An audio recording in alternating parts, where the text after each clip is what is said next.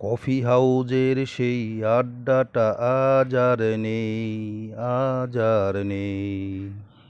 আসসালামু আলাইকুম প্রিয় দর্শক।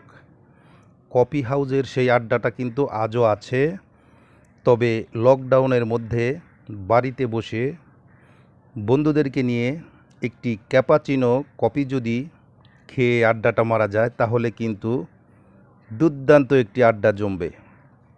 প্রিয় দর্শক, বাড়ির মধ্যেই সুন্দর একটি ক্যাপাচিনো আমরা আজকে বানিয়ে আপনাদেরকে দেখাবো।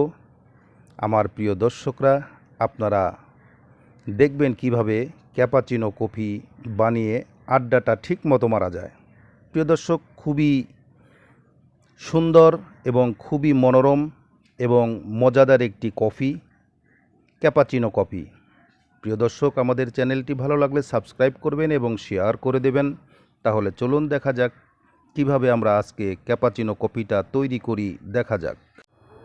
প্রিয় দর্শক, আমরা ক্যাপাচিনো কফির জন্য প্রথমে 250 ml দুধ আমরা চুলোয় জাল করে নেব। এখানে আমরা নিয়ে নিলাম কফি বানানোর জন্য একটি মগ এবং 2 চামচ কফি, এবং নিয়ে নিলাম 2 চামচ চিনি, এবং নিয়ে নিলাম আমরা 2 চামচ পানি।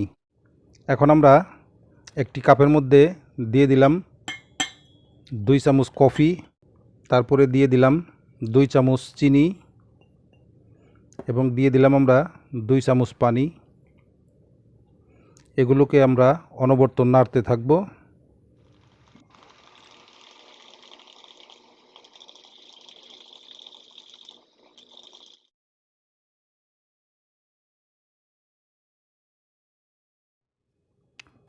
প্রিয় দর্শক, আমরা এই পর্যন্ত করতে পেরেছি। ফর্ম হয়ে গেছে, একটা সুন্দর একটা ফর্ম তৈরি হয়ে গেছে।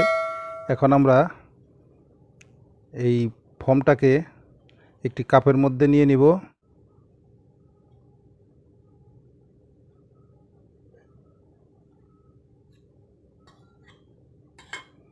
তারপর আমরা এটার মধ্যে এক কিনারের থেকে দুধগুলি ছেড়ে দিব আস্তে আস্তে করে।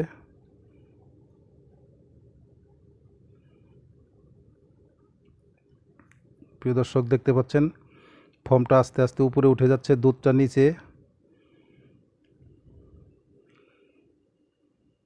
আমরা আর একটু ফর্ম উপর দিয়ে দিব।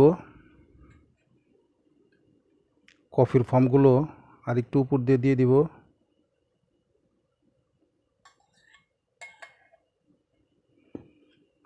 তো প্রিয় দর্শক, হয়ে গেল আমাদের সুন্দর একটি ক্যাপাচিনো কফি। এভাবে আপনারা বাড়িতে বানিয়ে ট্রাই করতে পারেন। খুবই মজাদার এবং সুস্বাদু এই কফিটা। চ্যানেলটাকে সাবস্ক্রাইব করে দিবেন এবং শেয়ার করে দিবেন অন্যজনকে দেখার জন্য। তাহলে আজ এই পর্যন্তই। অন্যদিন আবার নতুন কোনো রেসিপি নিয়ে হাজির হব। সকলে ভালো থাকবেন, সুস্থ থাকবেন। আল্লাহ হাফেজ। আসসালামু আলাইকুম রহমতুল্লাহি ওয়া বারাকাতুহু।